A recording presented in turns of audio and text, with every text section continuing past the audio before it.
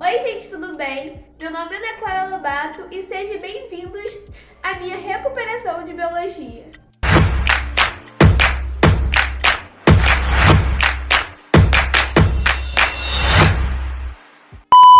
Citologia é um ramo da ciência que estuda as células. Não é nenhuma novidade, até porque o meu seminário foi desse tema. Nesse vídeo você vai entender a função dela, as partes e tudo.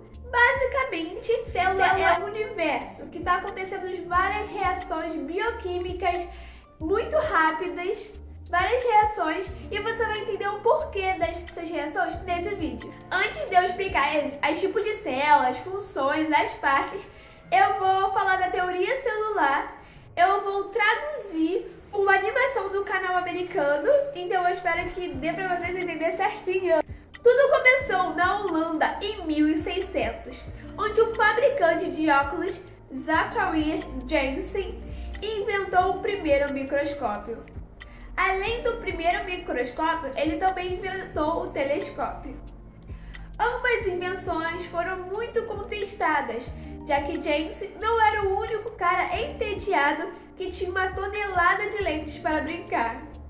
Apesar disso, o microscópio se tornou um item desejado de todo naturalista e cientista. Todo mundo queria ter. Era tipo o iPhone daquela época. O patriota eu não consigo pronunciar, mas o nome tá aí, ouviu falar de tal microscópio e decidiu fazer seu próprio, que parecia um tanto que uma lente de óculos, sabe?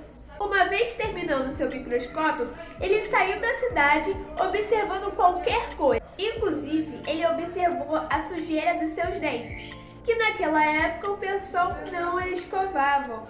E ele observou as bactérias, mas na época não era o nome bactéria, e sim animalcules, porque pareciam pequenos animais observando o mundo afora de sua cidade. Ele estava enviando diversas cartas para seu amigo Robert Hooke. Ele adorava a ciência, a biologia, e graças a Robert Hooke que conhecemos... Desculpa estar atrapalhando esse vídeo, mas graças a Robert Hooke, ele deu origem ao termo célula. Eu falei errado no vídeo, então me desculpe, eu vim confirmar. Tchau, continue com ele. Ele observava um pedaço de cortiça e achou que parecia uma célula de uma igreja. Agora a gente vai dar um salto no tempo e vamos falar de dois alemães que descobriram algo muito óbvio hoje em dia, mas que ajudou a construir a teoria celular. Matthias Leiden, ele gostava de observar plantas no seu microscópio. Ele concluiu que todas as plantas possuem células. Ao mesmo tempo, Theodor Schlenz, eu não sei, gente, desculpa, mas o nome tá aí, estudou apenas células de plantas, mas sim de animais, e concluiu que os animais também tinham células. Schleiden e Schlenz começaram a trabalhar juntos e criaram o início da teoria celular.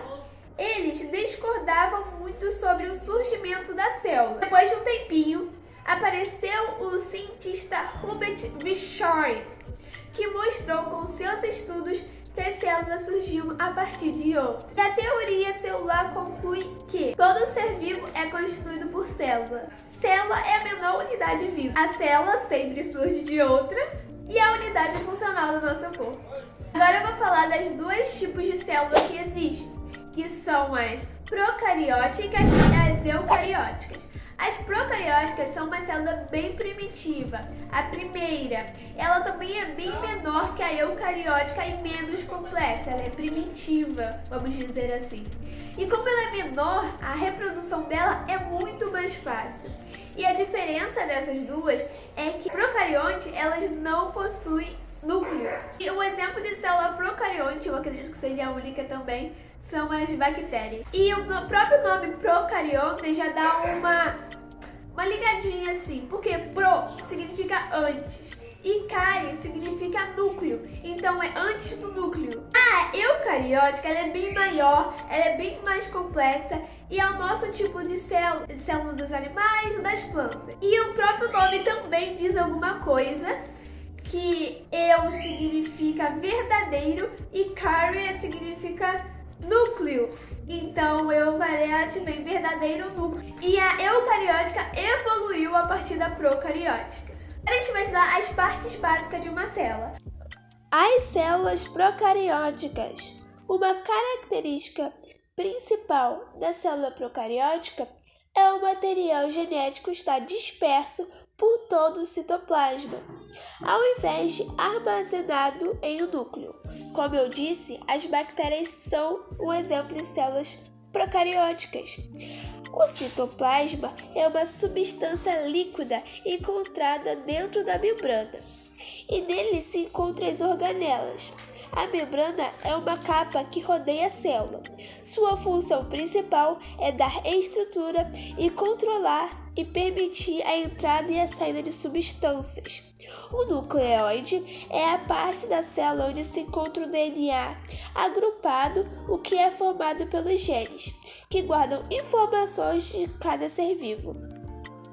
O flagelo está presente nos dois tipos de células, procariontes e eucariontes, e é uma estrutura que permite a movimentação da célula. Células eucariontes é uma célula animal. O DNA está no núcleo. O núcleo dirige o funcionamento da célula e é o lugar onde o DNA fica armazenado. O DNA é formado por genes que guardam a informação hereditária. Quando um animal se reproduz, passa-se material genético para os filhos, por isso eles terão as mesmas características que os pais. A membrana é uma camada que fica ao redor da célula e a protege do exterior. A sua função é permitir a entrada do alimento e a saída dos resíduos. O citoplasma é uma substância líquida que encontra dentro da membrana e nelas estão as organelas. A mitocôndria é uma organela encarregada de produzir energia para toda a célula. Agora, para finalizar, todos os seres vivos são formados por células, com exceção dos vírus, que isso até caiu na prova. Gente, eu confesso que se eu tivesse assistido meu próprio vídeo antes da prova, eu não iria tão mal. Por exemplo, bactérias e protozoários possuem apenas uma célula, que são exemplos de seres vivos unicelulares. Outros organismos como eu, você, meu gato, fungos e plantas somos pluricelulares, porque nossas células formam tecidos e os tecidos formam os órgãos. Olha eu aqui de novo. Eu queria me aprofundar e ter falado mais, mas eu fiquei com muito medo de atrapalhar a aula dos outros. Eu não gostaria que acontecesse isso comigo. Então, gente, foi isso. Obrigada. Eu espero que vocês tenham entendido. Beijo, tchau.